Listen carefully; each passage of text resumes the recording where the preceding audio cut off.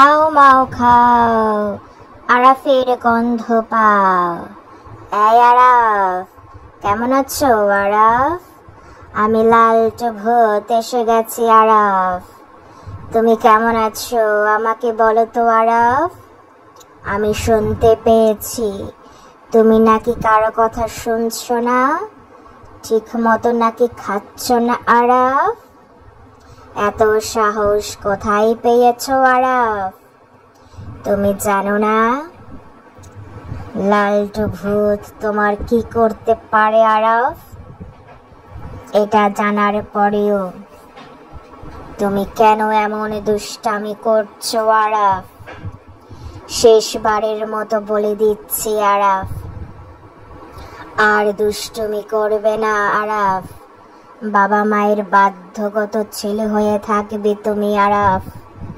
দেখেছো আরাফ, তোমার ছবি দিয়েছি আমি এখানে। তুমি কি বুঝতে পেরেছো যে লালটু ভূত তোমাকে চিনে ফেলেছে আরাফ? এখন থেকে যদি দুষ্টামি করো তাহলে রাতের বেলা তোমার বাড়িতে গিয়ে তোমাকে চুপ করে ধরে নিয়ে আসবো আরাফ।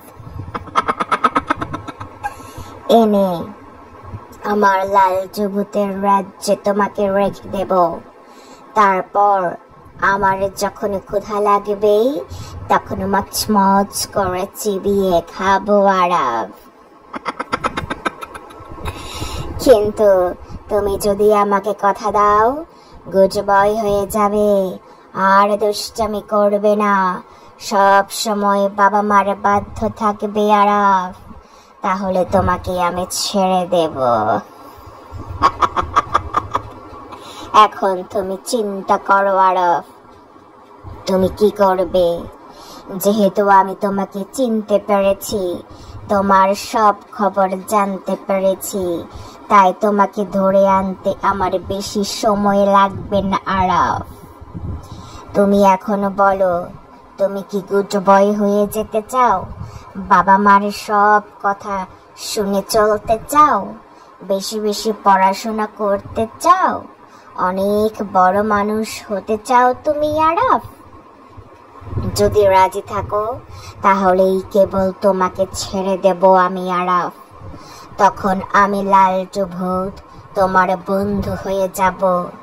আর তুমি বেশি বেশি পড়াশোনা করলে বড় হলে পাইলট হতে পারবে, ইঞ্জিনিয়ার হতে পারবে, সায়েন্টিস্ট হতে পারবে আরাফ। সকল মানুষ তোমাকে অনেক ভালোবাসবে আরাফ।